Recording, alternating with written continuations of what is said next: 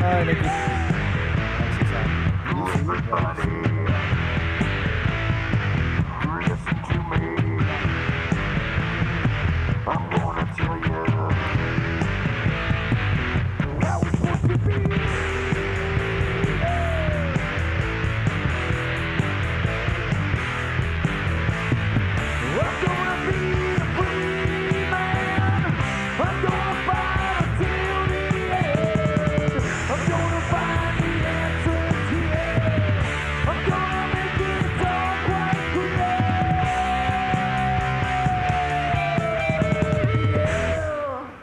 Yeah. And What's up, the boys and girls? This is the Chris and Mike show. I'm Chris. He's Mike. And today with us is Matt Melvin. Should we call you Eminem for short, or is that just you get that all the time? I don't get it all the time, but you can identify me as that if you like. We'll just call you I'm Matt. Eminem man. too, buddy. Oh, that's right, Mike Michaels and Matt Melvin. I'm the oddball here. It's just the CD, man. What's up with that? So, welcome to the show, Matt. How are you today? I'm well. How are you Welcome, doing? Matt. Right on. Doing Good, well. man. Better now. So your story's an interesting one. So we're just going to let you kind of lay some background. You were in prison for a while. I did 2 stints in prison. The Two first stints was in in prison. 2004, and the second Okay. was in 2016. So walk us up what led to the first one. Yeah. What led to the first one? I worked at a car dealership, Freedom Nissan on Shelburne Road in South Burlington, Vermont, What year? Okay. 2004.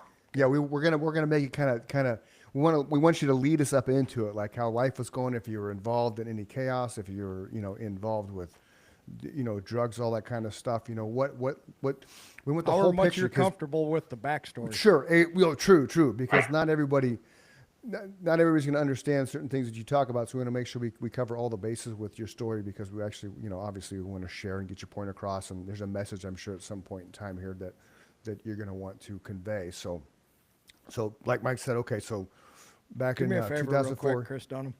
What's that, Mike? Do me a favor. Sure. Oh, it just stopped. I was gonna have you Okay. tilt your camera down a hair. My The camera down the there. ghost was at it again. I was gonna have. Oh, you see really? her. Oh, weird. Okay. I'm sorry. Yeah, so if you want to start there, Matt, just lead us up into how Yeah. you ended up in prison the first time.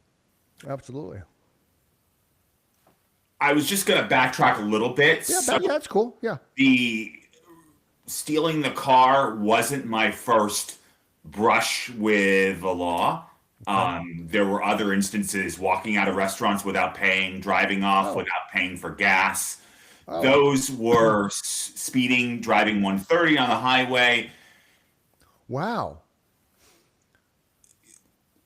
I don't believe that most people just one day commit a higher level crime. It starts with smaller level crimes, and Yeah.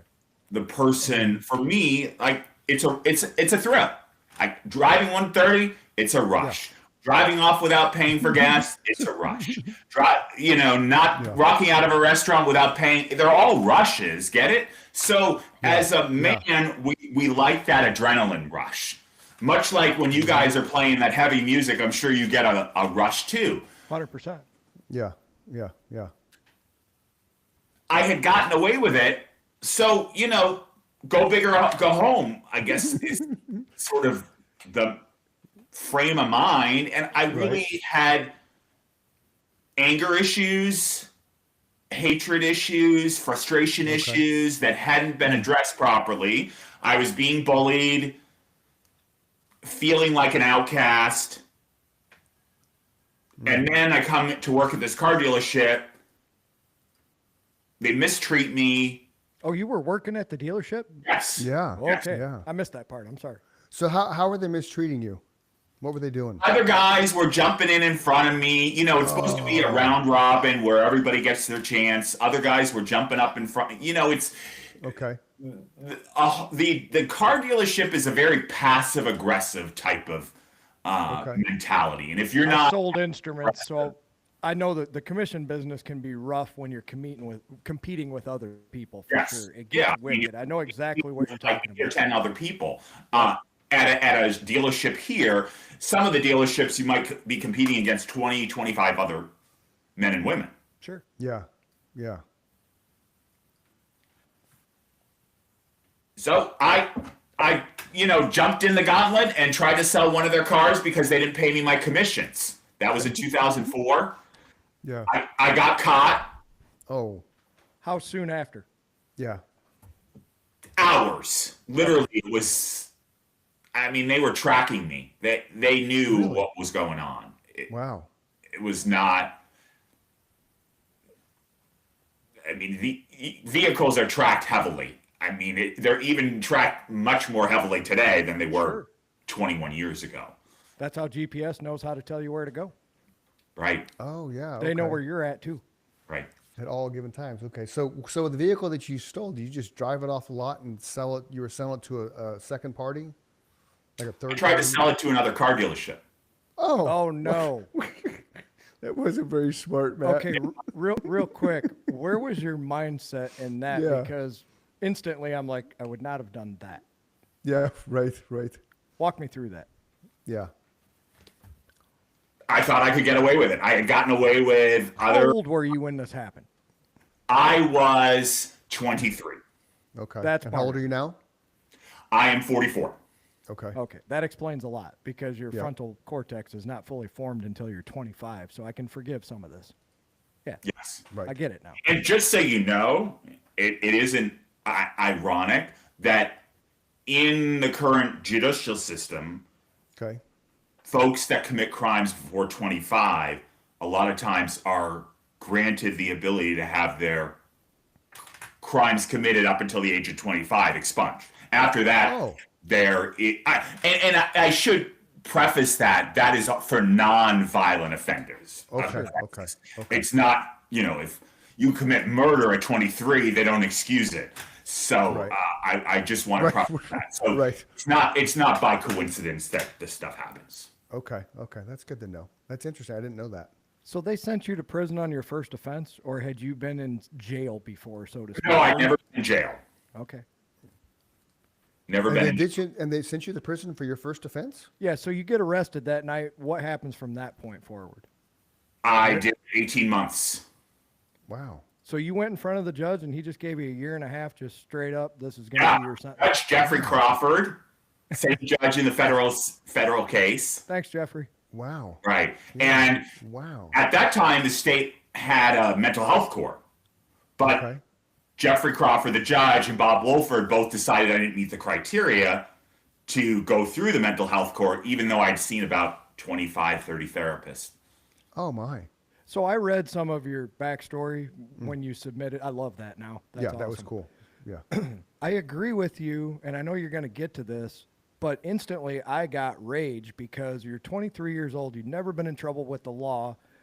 Granted, you grand theft, you stole a car, but nobody died. There's murderers, serial killers, rapists. There's all kinds of violent criminals, which we just discussed. Mm-hmm. So explain the mental health option that your state had that they chose not to use. In Vermont, they have a mental health court where a defendant like myself can go through.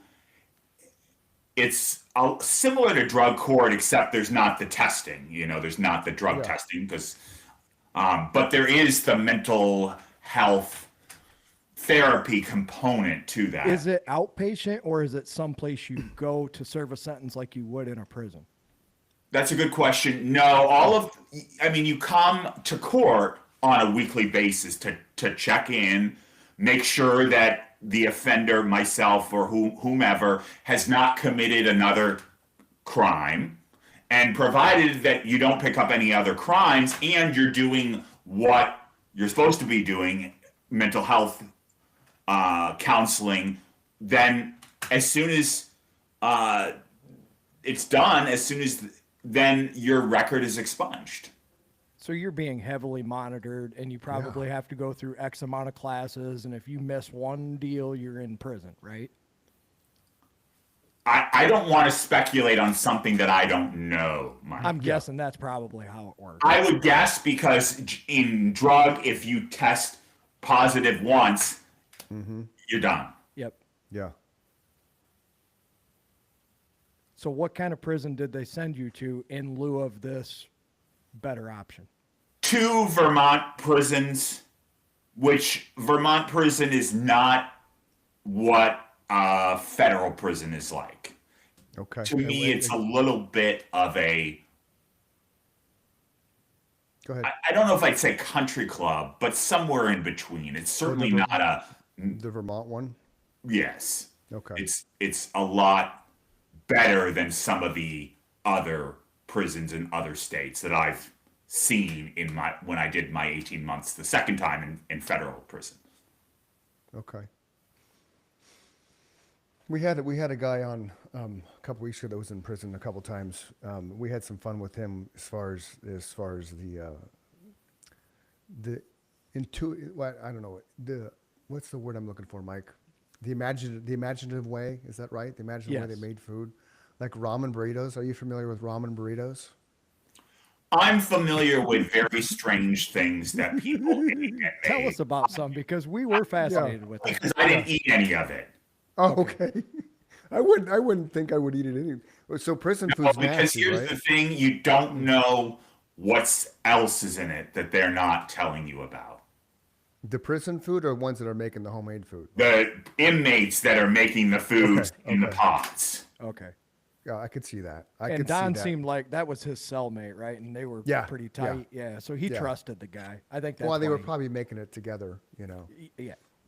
How long were you in when you're in prison, was it kind of like a white collar type prison to where you had, you know, No. you weren't okay. It so was you were not locked- a white collar. Okay. No, this is everybody and their brother. You're in there with Okay. violent criminals? Okay. Yes, absolutely, no question. General 23 population? hours a day lockdown? Yes. Okay. 23 hours a day lockdown type thing? Like in your cell, or how was that? The first time, no. Okay. I was pretty much allowed in general population. They tried putting me in the mental health unit. Unfortunately, the mental health units usually turn out to be the sex offender unit. Oh. Oh, really? Yes. Because is that just because their attorney's kind of spinning? Oh, he's not competent because for him to do that type of thing, he's got to be wacky. Yes. Well, that's bullshit. So, typically, and I've seen this both in Vermont and then in the federal system, that when I would get into the mental health unit, I would be surrounded by a whole bunch of white old guys that were sex offenders, and then I would be labeled as a sex offender, and then I would become a target. Oh, fuck! That sucks, man. That's terrible. So were you constantly kind of looking over your shoulder because of just? I was absolutely no yeah, question. Wow. So Wow. you ended up guilty by association, Yes. but you weren't associated. That's just how it looked. No, I to wanted them. nothing to do with them. Absolutely. Of course. It's despicable. Yeah, that's awful, man. Right. So how long of your sentence did you have to endure that kind of terror in your mind every day? A good portion of it. That sucks, dude. Yeah. That could That break a is- yeah. person. Yeah. Oh, and how long was this stint? This initial stint in 2004? 18 That was months, right? 18 months, and then the second time was 18 months. Same judge, Jeffrey Crawford, in both the state and the federal. Yeah, I don't think this would ever happen in any other state, except Jeffrey just not Bernie's, like you? Bernie's state. Did Jeffrey just not like you? Yeah, what was Jeffrey's deal? Was he old? He was old, yes. He was a very Not wrong. strange individual. I'll never forget when he sentenced me the second time. He said, "Mr. Melvin, if you ever see me on Church Street," which is this outdoor shopping place, "feel free to come up and shake my hand." And I thought to myself, first of all, you would probably never be on Church Street. That's like Bernie Sanders saying, "If you ever see me, come and shake my hand." Right. Well, it wouldn't be to shake your hand. Yeah. Fuck you, Jeffrey. Wow. And I only ask because he's old before everybody crucifies me for that. Yeah. because I had to go to court for 2 sets of tickets that I got for no insurance and no registration. And this guy, without saying the words, basically told me if he could lock me away, he would. That's how seriously he took my offense, because apparently I was flippant about the way I was acting in court.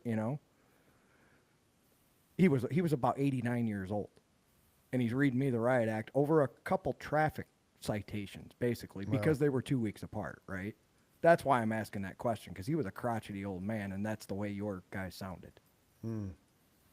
He was, but not to mention that he, had gotten into his position by convictions. I mean, that's how people, judges, lawyers, cops move up within their cults, is by convictions. Yeah. That's a true story. Yeah. Oh yeah. It's a rigged system. He moved up that ladder. Yeah, he had gotten nominated 2 years ago, 2 years before that, by drunk former Senator Patrick Leahy. Wow, man. Now, how long was the stint? How did you end up in federal prison? Yeah. That's a good question. 2009, I couldn't pass a background check. Okay. I used other people's information to try to get work. I did the work, but I just used other people's social security card and driver's license. Gotcha. The government pursued me for 6 years, Wow. even You're a though there's a fugitive. statute of limitations that runs out at 5. They went to 10 different grand juries, spent about $500,000. Wow. Finally got a grand jury indictment. Now you have to remember that a grand jury will indict a ham sandwich, and a grand jury has in the federal system there's a 96% conviction rate. 96. Really? Yes. Wow. That's insane. So you have to have straight up so how did OJ get off, man? He had a lot of money and good lawyers. What's bought supposed to say? He bought. Yeah, okay. Yeah, you gotta have the money. You gotta have the Yep. deep pockets. Wow. 96%. So even if you had But OJ was in trouble in the state, not the feds. I got you. Oh, so why were you in trouble with the feds because of the using other people's social security cards and stuff? They charged me with aggravated identity theft and money laundering. Across state Aggravated lines, identity because that's the only way feds can get involved. I guess. I don't know. Probably because you were paying into the Social Security system. I'm guessing that's why they got involved. theft. What's Social Security, aggravated Medicare. identity theft, man? How many times did you do it? Like, how many identities did they claim that? A fair number. Okay. Wow. But you have to remember, I was always doing the work. Yeah. And my attorney, who was a private attorney, Paul Volk, Okay. had been practicing defense lawyering for 35 years. He'd never seen a case where a defendant was so brutally gone after when there was no victim loss and there was no victim impact statement at sentencing. Because That is crazy. in a fraud Yeah. case, there is loss. There's a significant amount of loss. Yeah, nobody showed up and said, Yeah. Matt screwed me out of X, Y, and Z, right? There was nobody there. Not even one. And the prosecutor, Michael Drescher, well, guess what he's doing today? He's now the U.S. attorney for the state of Vermont. He So didn't give me a chance. I wanted to say he's a judge or a United States something or other. let me backtrack a little bit about that. Michael Drescher was originally assigned to the case. He then assigned somebody else, and then he came back. And I can't remember the lawyer's name who was in between. It's irrelevant. It doesn't really matter. But again, you have to understand, this is not normal the way things work. Normally, whoever's assigned the case is on the case for the entire time. Wow. So where did they send you That's this time? insane, man. 10 different institutions. 10? You know what to do with me. I wrote hundreds and hundreds of grievances, which is the complaint system. I was raped. The inmates tried to say to the guards that I tried to proposition them. And This happened when you went to federal prison? I'm sorry to interrupt you. FBC Brooklyn it happened. Wow. So you had none of these problems in the state other than they associated you with something you weren't. Correct. The only issue I had in the state was they put me in the mental health unit and I got identified as a sex offender. Sure. I was not. I was only a. So let me backtrack 1 second. I was assaulted very early on because I was in a dormitory type unit in the gym in Chittenden County. Oh, okay. That was before you went to prison, though, right? But other than that, it was not even close to what it was in the federal system. So what happened when you got there? Where was the first place that they sent you, and did it happen there, or The first place I went was St. Albans which is in Vermont okay? because I was still going to court. Sure. And the judge was Jeffrey Crawford, and he was based out of Rutland. So they had to move me. They kept moving me from. Part of the reason I was moved so much in the beginning was because I had to go to court. So they had to move me to Rutland, which was closer to where Jeffrey Crawford was the judge. See, here's how it works. When the magistrate judge dictates what judge will be assigned the case, Okay. the magistrate judge handles the arraignments. Gotcha. And wherever that judge is, now in Vermont, currently there's only 2 places that federal judges sit: Burlington, which is pretty much where I live, and Rutland, which is 2 hours south of here. Now in most states, there's more than that. There's more than just 1 or 2 federal courthouses. Right. Wow. That's crazy. So your terror started happening there? My terror started in St. Albans, yes, because I was writing a lot of grievances. I wasn't really fitting into the unit. I was having problems. Again, Yeah. I was targeted. I'm a gay man coming into the prison. They don't know who this guy is. And immediately people make assumptions because I'm not a drug dealer. And if you're not in that cult, club, whatever you want to call it, they identify you. You're not a gang member. You're not a skinhead. You're nothing. Right. You don't So because- identify. Correct. So because of that, A lot they of people then they don't know just- that. Right. So then they create their own label, and then so because you were not those things, is that how they decided that you were a pedophile? Yes, but I find it amazing. Here's why. Because Okay. all somebody needs to know is your first and last name. They can then get on the telephone and say to their wife, look up this guy. And it's very clear if you look up my name that I have absolutely 0 sex offenses. Sure. But Yeah. here's the thing. There's no amusement if the guy's a white collar crime.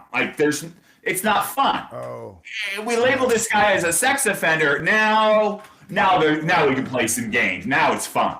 So that's what I believe I was targeted. They don't care about the truth. They don't care.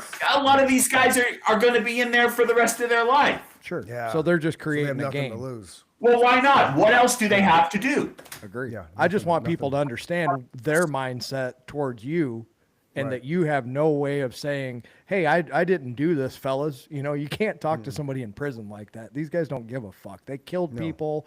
They raped people. They did whatever. They're violent people. They don't care. Yeah, there's no. Look at it this way. It's like walking up to a protester that's protesting against Donald Trump. There's just no common sense. They don't even know what they're standing for. Right. And you for surely couldn't say, "Hey, let me tell you why you're wrong." But why would you argue with somebody that has no morals, no I values? agree with you. So so you're targeted, which is horrific, and you don't fit in this unit. So then you have the prison guards themselves. Obviously, they're no ally because you're a prisoner and they're a prison guard. Do everything you see on TV, whatnot. You know, the prison guards aren't always portrayed in the most gracious light, right?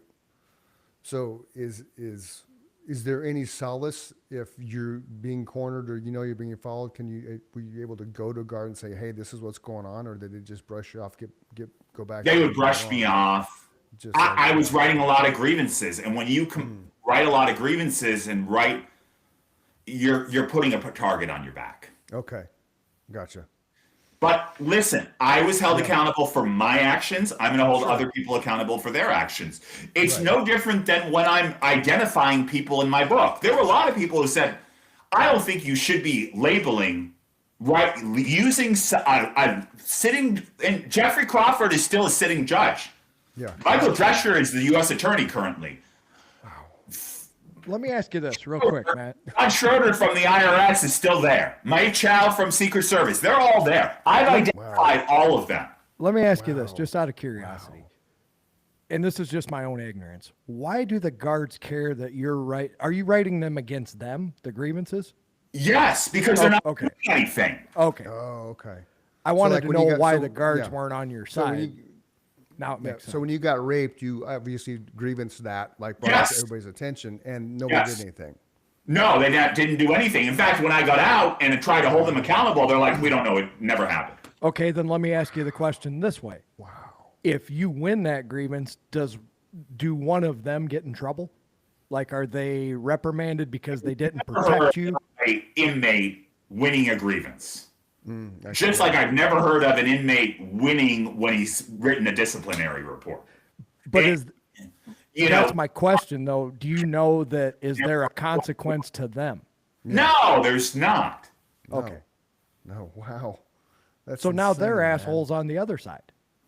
Yes. Yeah, they're Because mad at they you just figure stirring you're an the pot. inmate, you fucked up. We don't, we're just being paid however many dollars an hour to watch your ass.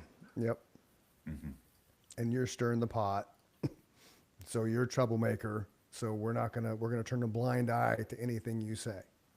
And so of that Yeah, I mean, first, a lot of men and women that become prison guards do the same because get into that position because they want to wield power over another person. No different than police officers, which is the biggest cult in America. Sure, you're going to It's have one- bad apples everywhere you go. yeah, yeah. It's that I've heard over my lifetime that, you know, most of the I don't know percentage, and I'm not going to sit here and bash cops because that's not good for anybody. But a percentage of those that go into law enforcement were bullied as a child, and then when they grow up, they're all big and powerful. Now they want a position of power, so then they can be the bully themselves. I would And I look think at that- it from this direction. I think for a lot of years I thought like you did. I think it's more that there's very few bad apples, but they're so magnified because nobody talks about the police officers that do a good job every day, right? Correct. That's You don't true. say that, Yeah, okay, that's say there's true. 20 officers on a force and one of them's bad. We only know what that guy did. We You hear don't about the say, bad. hey, Yeah. the 19 guys today, they saved an old woman from dying of a heart attack. They pulled a baby out of a Right. burning house. But that one guy, he picked this girl up and he took her and raped her because he was a cop, right? That's the guy we're going to hear about. We're Yeah, hearing true. about That's the like- small percentage of guards from Matt. They're out there, but Yeah. you and I both know if you put 100 people in a room, what are the odds Mm-hmm. one of them is either an asshole or a complete moron? Oh, absolutely. 100%. And right, and we had, and just to advocate for the prison guard side, we had a prison guard on the show. That's why I want to make sure Yeah, that. yeah. And I'm sure Matt encountered some good ones out there, but the bad ones Very few. made it so Yeah. horrible for you Yeah. that it affected your life in such a negative way. And I can understand that. Believe me when I say my heart goes out to you for that. I just want to Mm-hmm. Yeah. make it clear that we're not bashing all police officers. Yeah, we're no, not no, no. bashing all. But those few that are that are so bad, it just gets Yeah. magnified. Does that make sense? Yes. Yeah, Okay. agreed, 100% agreed. Yeah, yeah. That's Okay, crazy. so where did you go from? Now you're in Vermont. You went to 9 other places after that. How did that happen? I was writing a lot of grievances. They didn't know what to do with me. So they just kicked you from one federal prison to another, Correct. made you somebody else's problem. Right. For how long? 18 months. 18 months. Oh, you did two 9 18-month stints. Correct. Okay. So 9 prisons in 18 months 10. for the first 10. stint? For the first stint. For the first second 18 stint. Okay, with the second stint. How about the first stint when you were in for 18 months? How That many was prisons? all state prison in Vermont, right? Two. Oh, Yeah. two different Gotcha. ones? Okay. Yes. Okay. So you had more problems, it sounds like, in the second time around than you did the first time? Oh yeah, a lot more problems. Yeah. I mean, Now- and when I say 18 months, I should just preface, change one thing. I did a year and a half in a halfway house. So it's about 16 and a half months in federal prison and then a month and a half in a halfway house. Every inmate that goes through the federal system has to go to a halfway house. And the time that inmate does at a halfway house is all based on the sentence. So 18 months, very short time. 10 years, they're going to be there for a couple of years before they actually, before then they're released out to the streets. Right. And the And halfway the house. halfway house was brutal too. So Let's just say it's a racket on its own, that right? it was brutal. There was no solace for me. Right. Well, I haven't personally had experiences with that, but I have someone I know that when they were going through rehab and stuff and drug rehab, things like that, once they got out of the facilities, they had to go to type group home, halfway house, whatever. And it's a shit show. So I can only imagine it being even more so with convicted felons. Right. Because then again, in that geography for that halfway house, it's everybody, right? It's not just, there's no. Well, you're not going to have excuse me, somebody that's Yeah. in prison for life is not going to show Sure. up there. Well, but you have all sorts of people. It's you're all still gonna men. have- yeah. It's obviously all Yeah. men. There's no women. But there may be women that are working there. But you're still going to have the violent offenders and stuff. Yes, It doesn't absolutely, matter. no question. Yeah, And yeah, yes. when I was at the halfway house, there was a guy that went out to work, and when he came back, he tried to sneak in a cell phone. So what happened was the U.S. Marshals ended up coming and strip searching everybody. Oh, Remember, no. the halfway house is still under the auspice of the U.S. Marshals. The U.S. Marshals I is didn't know still Because he's a federal prisoner still. Right. Okay. Okay. So How the many same people rules are in still this apply. house? Wow. Sorry, Chris. I would say about 20. Wow. And like a 4-bedroom house, right? There were 2 dormitory style rooms. And when I say dormitory, bunk beds. Okay. Gotcha. Yeah. Yeah. Sure. Yeah. That was my experience with it. It was 4 bedrooms and you had 16 to 18 people in that 4-bedroom house. Same thing. I don't, doubled up and, everybody gets a little square in the fridge, I don't remember any fridge, but I'm sure they were probably there. I just don't. It's not one of the priorities for me. So was it worse being in prison or worse being in the halfway house? That's a good question. I would It say is. halfway house was. That's what I was thinking, because at least That would be my in thought, prison too. you're behind it. The door closes behind you at night. Now, when you were in prison, were you in a cell by yourself or did you share? I did a lot of time in solitary confinement. Which is Okay. horrible. Right. But when you're in gym I knew pod- I was protected. Yeah, that's true. I knew I yeah, would true. get Yeah. beat up. Yeah. I knew that, you wouldn't get raped, you wouldn't get pissed off, right.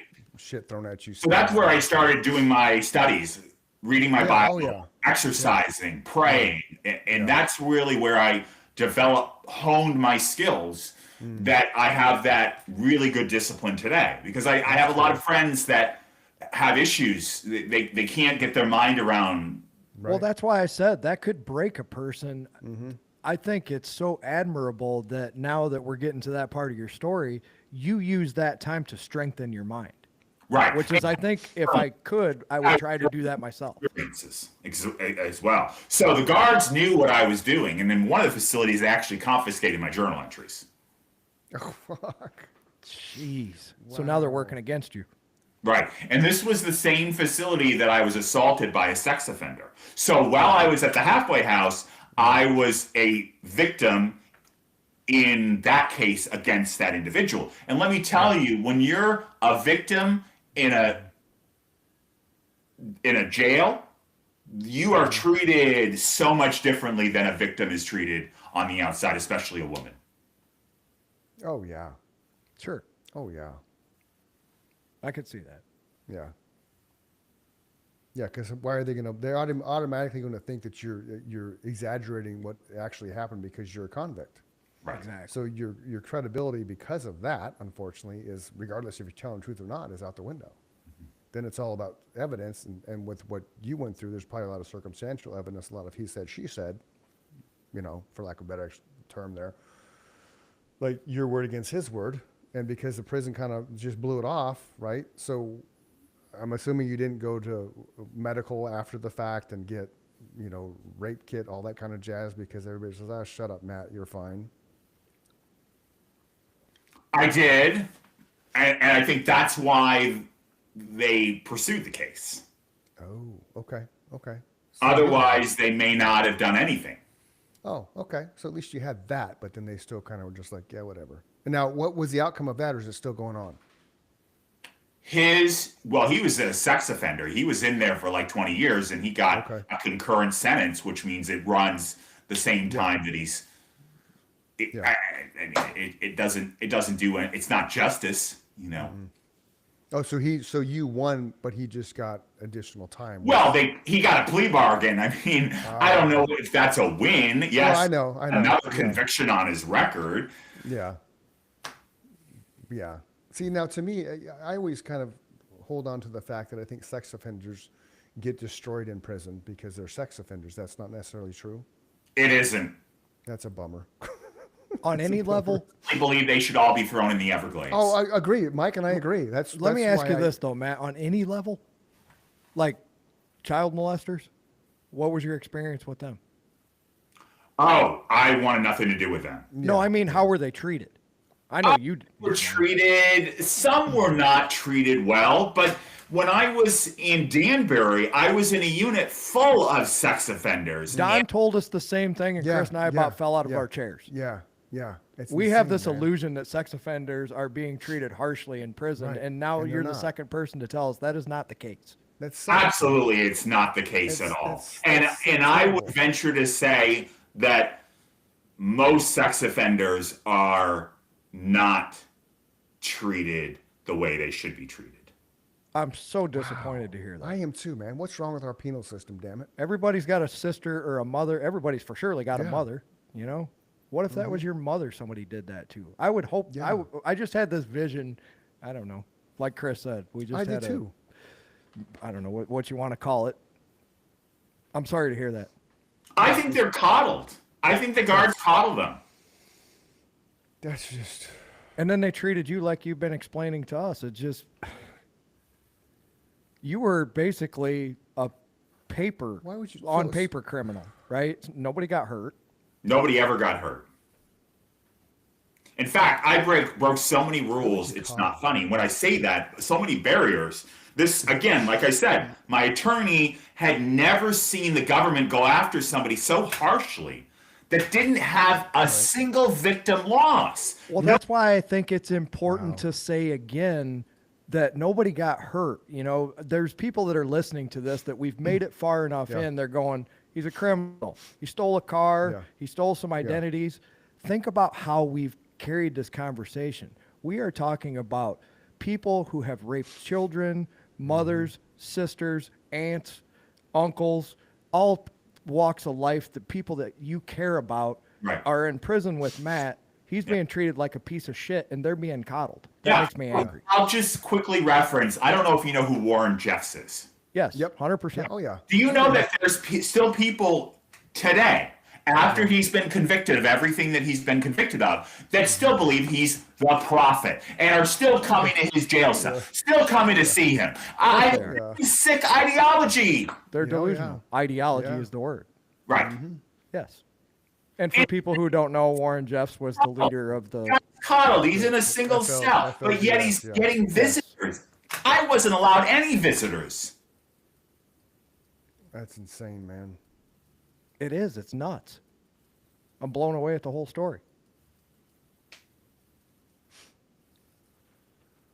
Just insanity. So you get through the 18 months of the first stint, right?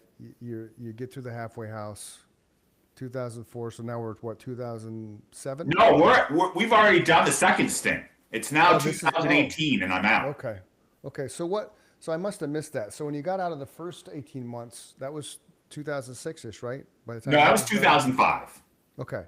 So how did you end up going back? Was that the aggravated identity theft? I couldn't pass a background check, so I was using other people's Okay. And IDs. that wasn't until 2009, right? You said? Correct. Yes. So, and the And reason I you had guys- actually stopped. Like, Okay. I had done that in 2009, and then I stopped doing it. Okay. You And they started pursued yourself. you for. Me That was for okay. That was a finally 6-year got a thing. grand Okay, jury gotcha. indictment. Gotcha. That was a 6-year thing. Okay. You're giving us so much information. In my head, I was like, wait a minute. I got lost for a second too. So I'm It's, glad you it's did so that. much information that a lot of people get confused, and I don't mean to do that. No, you're you're fine. fine. We're Yeah. with you now. Yeah. Yeah. So you It's did on the So first- 2018, you're out. How has your life been since then? Like reacclimating yourself to society. How did you do that? I've done that myself, so I'm curious of your story. Typically, the shortest probation supervision sentence is 3 years. Yeah. Okay. That's the shortest amount of time. I had asked after a year and a half to be released. The Shelburne News put a story in the paper that I was asking to be released early. And every single time that a defendant asked to be released from supervision, it's always turned down the first time. Always. Why is that? Just The second automatic. time, I was granted it. Okay. But as usual, Michael Drescher is fighting vehemently against it, just like always. I mean, that's what the U.S. attorney does. They don't want anybody to be released off of supervision. They make money. It's a money-making scam. Yeah. And you have to understand that the difference between federal and state is you sign a document. We have to write out what we did every single week. We have to get passes. And at the bottom of that is you are signing and agreeing that this is accurate. And if it's not, they can charge you with perjury. So that's the huge difference with federal versus state. State, there's a lot more leeway. Okay. In the federal system, everything that you do is being tracked. There's a lot of things that you have to sign, you have to agree to, and if you lie about the smallest thing, Yeah. they can charge you with perjury. And I'm going to be a prime target. Like, this is what these guys live for. They live for convictions. And you're a 2-time felon, right? I have more convictions than that. Yes. Okay. So they look at Okay. So how many convictions do you have? Now Yeah. that haven't been expunged or sealed, Well, just in general, in your lifetime, how many convictions? a lot, an awful lot. more than 10. Okay. Well, you have to ask the question because most all of my state crimes have been either sealed or expunged. Oh, okay. And that's So just- under 8. Were they? No, that's just Okay. in the last year I've worked my tail off with working with Oh, the current state's attorney in getting my record cleaned up. records sealed. Now, there's a difference between sealed and expunged. Expunged means it's gone. Right. All the courts can see is the docket number. Okay. Sealed means only the courts and law enforcement can see the convictions. Okay. Oh, okay. So an employer going to get hired with somebody Right. background checks. The reason you're doing that is so you can get back to life and get a job and be a productive member of society. That's the state side. The federal side, there is no remediation. In other words, you cannot get any charges removed with the exception of a presidential pardon, which I've been trying to get for 15 years. Okay. So once you have a federal conviction, that's it. You're done. It's on You're your fucked. record forever. Correct. That's Okay. stupid. So we started this episode of the Chris and Mike Show. There was no underlying drug use. There was no underlying. I've never had a drug addiction problem. Right. Never That's why had it. that's why I'm bringing it up, man. Right. There was no drug use. There was no alcoholism. You just did this shit for the thrill. You got high off the act. Yes. I have some good friends that have told me that have had affairs that have had a rush doing that. Yeah. And well, I yeah, can, yeah. I can empathize with them. I'm like, yeah, I got a rush driving 130. Yeah. Trying to, there's a rush. Well, yeah, because you're breaking the law, and Right. Is that And- is it the rush? Is it the rush of? Is it okay? I don't know how to ask this question. Is the rush from the act itself, or is it the rush from the fact that you know you can possibly get caught and get just screwed over from a legal standpoint? Like you steal a car, right? You don't. Let's go to the 130 miles an hour thing, right? You're doing 130 miles an hour. Mike's got 120 miles an hour in his car, I'm sure. Well, I've gone way faster than that. I've hit that. I don't think I've ever hit 130, but my wife's SUV every now and then I look down like, holy shit, I'm doing 100. But you can't tell. I love But going fast, I too, didn't get it. purposely go out. I'm going to do 100 miles an hour. So did you purposely go out? It's like, I'm going to get this thing to 130 just for as long as I can? Yeah, I was Was driving that a the- Dodge was that the Caravan. rush? I wanted to see how fast I could go. Okay. So You that, and got that a was the Dodge rush of it. Caravan Like, to I got- 130 miles an hour. Oh yeah. Kudos to Dodge. That's fantastic. So it's the act itself is the adrenaline rush and the high that you get performing that act of whatever it is. Yeah, yeah. Okay. So I listened to a lot of drug addicts when I was in prison, and Obviously. they all have the same. They all You're say the talking to one. Yeah. They all say the same thing. I just need one more fix. I just want to do it one more time. And that's the way I was. Like, I just want to go 130 one more time, and then I'll stop. Okay. I just want to steal one more car, then I'll stop. I just want to drive off without paying, without just one more time, then I'll stop. Right. It's the same. That's how we do life. Is You want it to feel like it felt the first time. right. That's every drug addict's mantra. I always wanted it to feel like it did the first time. You're never going to get that again. It's just, that's the dragon, right? You're chasing the Well, dragon. they say. so I don't experience that because it's not a drug. Right. Right. But I think what Mike's alluding to is like you said, the drug addicts that you listen to the drug stories, they do it one more time, just one more time, just one more Right. time. Like I knew somebody that it got to the point in their heroin abuse and meth abuse, it wasn't so much the high they were chasing, it was the thrill of sticking the needle in their arm Sure. to see if that was going to kill them or not. As fucked up as it is. So they weren't no longer chasing the high, they were chasing the adrenaline was when the needle pierced. Yep. Because then you don't know what happens after that. It's That the was act that of high. doing it. So right. So that's kind of what I was getting at. It's the act of doing it that was getting you that endorphin rush. the That was his dopamine rush, adrenaline whatever you wanna rush for call it. sure. Right. Yeah. Right. It was I can, like a confidence man, like, right, I can go con this guy out of, $1,000 or $100,000. It doesn't matter. I'm still conning somebody, manipulating them, controlling them to get what my end game is, which is this. And for I'm gonna them, do- it's not the yeah. end game. It's the chase Right. through the whole It's a process. chase. For sure. Yeah. Yeah. Just like the guys I've told you about that had the affair, there's a rush. Yeah. My spouse doesn't know I'm cheating. Can I get away with it? I'm just going to tell one lie and, I'll get away with it. She won't know where I'm going. And a Yeah, large it's kinda- majority of those people, which is crazy, but a large majority of them would tell you after it's over, they feel horrible, right? Yeah. Yeah. Because then the conscience Which is- comes in. It's Yeah. kind of like shoplifting, right? You shoplift just to see if you can stick it to the man, right? Can I get away with it? And then you kind of just You but know? they chase that dopamine high Right. versus the negative feelings they have afterwards. The dopamine Right. is far more rewarding than the negative feelings are afterwards. Right. Yeah.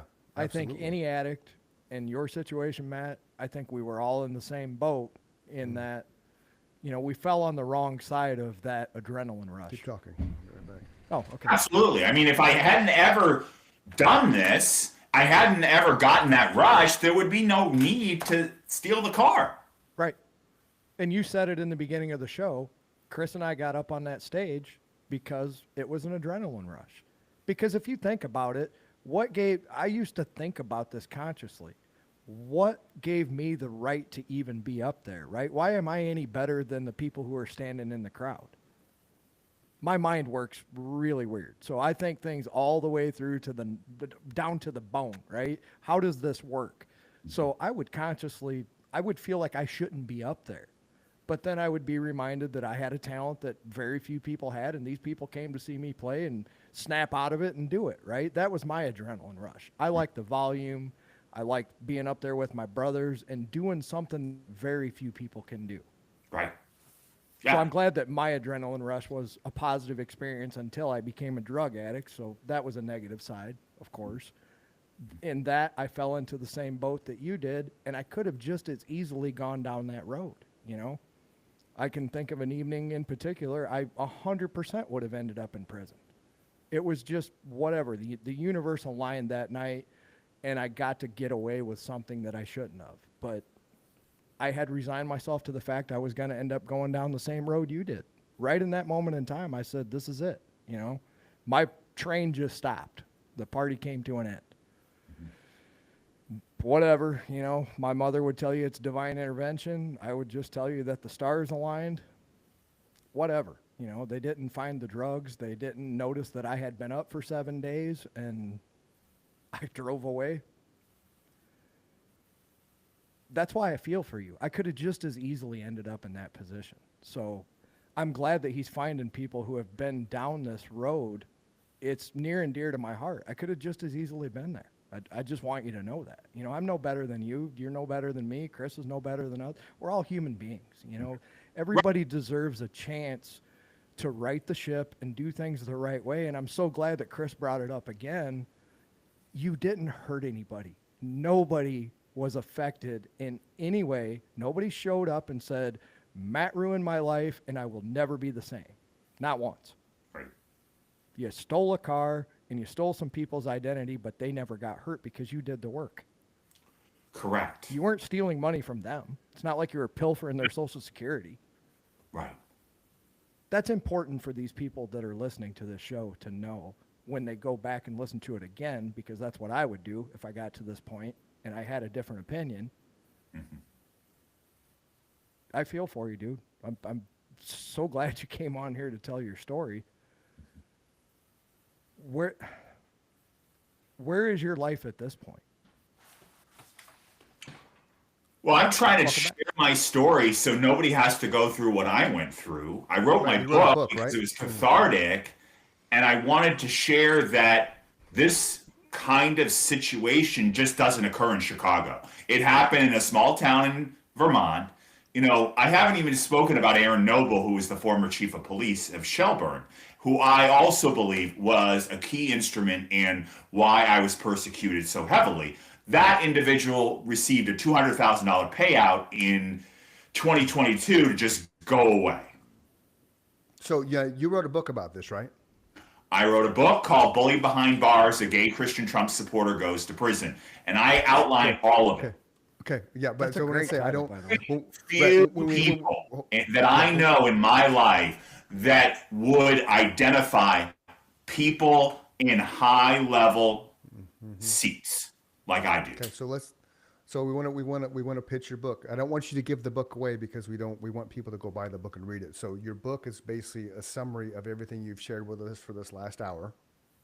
Right? Well, it starts with my childhood. I mean, we haven't spoken about my childhood, but I was bullied throughout most of my. Right. Don't give it away. schooling. Don't give away all the stuff because we want Right. people to buy your stuff. Right.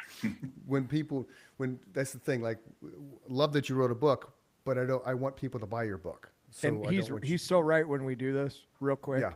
Yeah. When people are selling a book, you don't want to give too much away because obviously we want people to go buy your book. On the flip side, when people are promoting music, we want them to play the shit out of it, right? Because Yeah. people gravitate towards music they've heard. They Right. won't buy your book if you tell them the whole story. He's 100% right. Right. That's, so I wasn't cutting you off to be a jerk. I want people to go buy your book. So where can we find the book? It's on Amazon. Okay. I self-published, Okay. which Nice. is a lot harder than It is. Agreed. people think. Chris has done it. And what's the book called again? Bully Behind Bars, a gay Christian Trump Bully- supporter hold on, goes to hold on. prison. Bully Behind Bar. There it is. Second one. That's awesome. Okay, hold on. Well, there it is. Okay. All right, hold on. I'm going to share this because this is what we do. It's it's funny when I typed it in, all kinds of gay Trump supporting stuff popped up. So there it is, boys and girls. Bully Behind Bars, a gay Christian Trump supporter goes to prison. Released paperback February 13th, 2022. Matthew Melvin. This is Matthew Melvin. There's a little synopsis, which if you have been paying attention to the show the whole time, that's good synopsis there. Well, here's the back cover, which is always fun. There's Matt. Hi, Matt. Hey, we know that, dude. Yeah. And how long is the book? How many pages? 137. Okay, that's a good read then. That's a nice read. Congratulations long. on writing that, by the way. That's a Yeah, huge absolutely. accomplishment. How cathartic was that experience? Was it good to purge and kind of just get it off your soul? It was. Yeah. Now, since that's come out, because that was it's almost what, 5 years now, right? When it came out, 4. 4 years. What was the response for people that you? Because, and again, don't drop names, but the people that you talk about in the book, did it shine some light on some of the corruption and some of the weird things that were going on surrounding your cases? Did you I get don't any? believe so. Did you get any kickback from people like, oh, Matt, you're just full of shit, or was it like, wow, that's crazy? Oh yeah, I mean, I had people in the community who asked me why I would write a book that was self and aggrandizing. Oh, really? Yes. So they didn't hear the message, obviously. No, obviously. So you should try to get this thing to a Netflix documentary, man. That would be interesting. As Your hell to story watch. is so, yeah, I Right? couldn't agree with you more. 100%.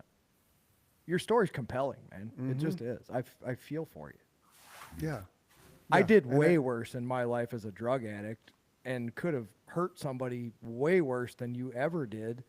I'm just fascinated that the fact that you didn't, it's not like you stole that car, drove 130 miles an hour and killed a family on the road. Right. Right. Yeah. No, I heard all that too. By the way, when I had to step away, I heard your entire conversation. That was very poignant.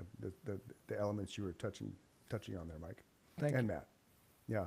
I just, it is. I, Yeah. I feel for him. I just feel like I've done way worse in my life that could have ended up in the same position and it would have been warranted and justified, right? I was Yeah. doing supposedly the crimes, but this guy didn't hurt anybody ever. Did you have so with and again I don't want to give away too much of the book, but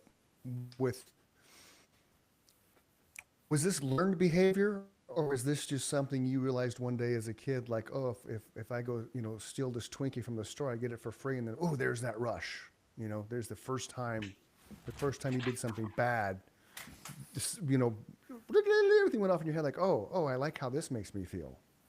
Yeah, it was an adrenaline rush, no question. Okay. And it wasn't, so back to what I started with the question, it wasn't learned behavior, like you didn't have somebody in your life that was doing those type of things? I and did not. You just, Did you do you grow remember up in the a, first thing you did? Yeah. I grew up in Grew up in a a- family. Nobody in my family's ever been to prison. I don't have any generational history of people going to prison. mom and dad were married? Say that again. Your Mom, mom, dad and dad married? lived in the house? My went to parents work? were married for 50-something years. My father's a conservative, and my mother's been is a liberal. 30 years of indoctrination from the University of Vermont can really do a number on anybody. Okay. What kind of relationship do you have with them? It's always been fractured, and I got a lot of blowback from family members about sharing my story. I can see that. I can see that. It's hard enough in this world to be openly gay and then to be just put it out there in your book, bully behind bars, a gay Trump supporter, here I am, world, right? Right. And then That's who he is. now Yeah. I deal with people that will send me a message on Instagram. You can't, I've never heard of a gay Christian. Oh, Okay. yeah. Oh, Okay. yeah. Oh, yeah. Good for you. I have. Yeah. I had another guy who said, Well, now, you should see, well, now you have. There's whole churches of them. Move to the city, you freaking Yeah. backwoods. Explore the country a little bit. There's Yeah. big. I've just seen so many ridiculous things that come through social media about Oh, I don't doubt that. people Just not. ignore that shit. It's here's the thing: if you've never experienced something, it's foreign to you. Or if you can't Right. say it to my face, right? Yeah. Right? You want to come and say something to my face, Keyboard warriors. you won't do it. Yep. No. We had You sit behind a computer and you're a coward. That's why I always tell people, if you have an issue with me, come tell it to my face. Yeah. You know what coward does? Coward blocks you. That's what a child does. Yep. Agreed. That's what Well, that's children that's, do. That's the world now. Don't you realize that when you block somebody, you are holding yourself hostage because you're not gonna forget about it. Oh, that's You're not gonna forget when you block somebody. I like that. That's cool. You're That's a so cool- right, man. That Yeah. is very cool. And I've Yeah. thought about that. Like Yeah. if somebody blocks me, I'm like, good for you. Now you're never gonna know what I'm doing, and that's gonna bother you forever. Right. I win. Yeah. Because it doesn't bother me at all. I'm gonna sleep. I might not sleep, but it won't be because of that. Well, until I forgave the people who had done me wrong, that's where I finally got free of the anger, hatred, hostility I had. Don't Because- gloss over that point. That is Yeah. so true. Forgiveness is for Yeah. you. It's not for the other Yeah. person. It's so that you Yeah. can move on. Right, because when you don't forgive, you are allowing somebody else to live rent free in your head. That Yeah. might be the most poignant statement you've made in this entire show, man. That is so true. Yeah. So let's leave the most poignant statement made in the show with that and share your book again. Boys and girls, you want to find Matt Melvin's book. It's Bullied Behind Bars, a Gay Christian Trump Supporter Goes to Prison. You can find it on Amazon, $23.99 paperback. This And it is looks like great. it's 315 pages. I wonder where I got 137, but It's okay. It's still, 313 is still good, man. It's, we still want people to buy your book because that's why you came on here. Not only share your story, but for us to kind of, promote you and get your message out there and your book out there. Is there any plans to write another one? Did you get it? oh, I get asked that all the time. Right. Well, that's why I asked it, man. If you follow me on Instagram, Bullied Behind Bars, you can see poems I've written. Okay. Right on. Nice. We'll follow you. We'll make sure we follow you for sure. Absolutely. Are you following us on Instagram? I don't think so. No, I don't even know if I know your Instagram handle. We're the Chris and Mike Show everywhere. I'll send you an email. I'll send you an email. Usually when people reach out to come to the show, I send them the first email kind of explains everything with all our social media links. So I'll send you that. You respond back with your stuff, and then we'll share all your stuff. Vice versa. Or you can go to the chrisandmikeshow.com. Anybody can do that, and you can get to every Yes. social media link we're on from there. So, Yeah. because I definitely want to follow you. And, ChrisandMikeShow.com. yes, everybody go to the chrisandmikeshow.com. Yeah. Mike just made that over the holidays. I'm pretty damn proud One of it. those It things. turned out One good. of those things, man. Matt, it's been great talking to you, man. You have just an amazing story. I'm going to buy your book because I think it'll be a fascinating read. Absolutely. Need to get you a documentary going on, man, because that would be a hell of a story to watch. How comfortable do you feel? How comfortable do you feel talking about your childhood, 0 to? Obviously, you wrote it in the book, right? Would you come back and give us that? I'd like to hear your backstory that led you. Chris kept trying to get that out of you, but I think that story is another hour or Yeah, so. probably. Yeah. I didn't know what you were trying to we're No, you're No, this you're this, fine. this, I would just like to have you back if you would be willing to talk about that because yeah. I think that's important for people to understand. Like he was getting at what makes somebody the Okay. person they become, right? Right. Like so I had, like I had, we won't go down the path, but I had a very unique childhood, we'll call it, and I could have gone two ways. I went the way I went. I could have gone the other way, 100%. which would have been dark and destructive. But that's the thing. So, you know, I am who I am today because my childhood shaped me to the person I was. And I was lucky enough to have the creative outlet pulled out of me from a teacher and then realized, oh, I can use that to purge all the darkness.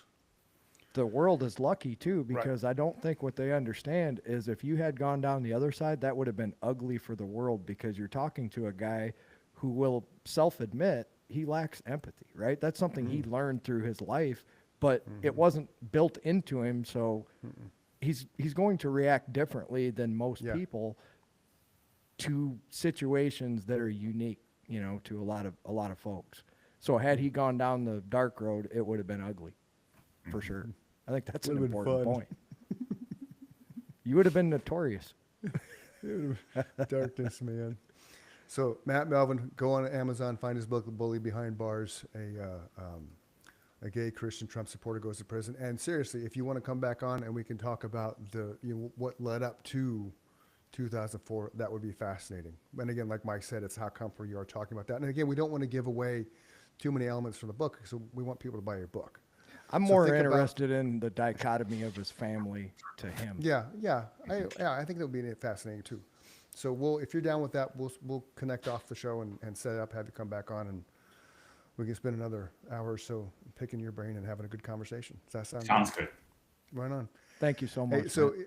yeah, thank you very much, dude. This was more than I hoped it would be. When I read your biography, I was like, oh, this will be fun, you know, and it was. It exceeded my Very- expectations too. The hour went by like that, which tells you how great the conversation was. We are in the show like this every time. So if you're depressed, you're feeling suicidal, go find somebody to talk to. If you can't do that, go scream in a pillow, go out and run, go work out, do something that purges your mind of that frustration that you're feeling and the sorrow that you're feeling. Text 988. Somebody is there standing by waiting to talk to you, to help talk you off that cliff. Tomorrow's a better day because you wake up in it. Somebody does love you even though you don't believe that. So be mindful of that. And until next time, we'll see you on the Chris and Mike Show. I'm Chrissy's Mike, and that's Matt Melvin. Thanks, everybody. Love you, brother. Love you too, man. Thanks, Matt. Peace. Peace.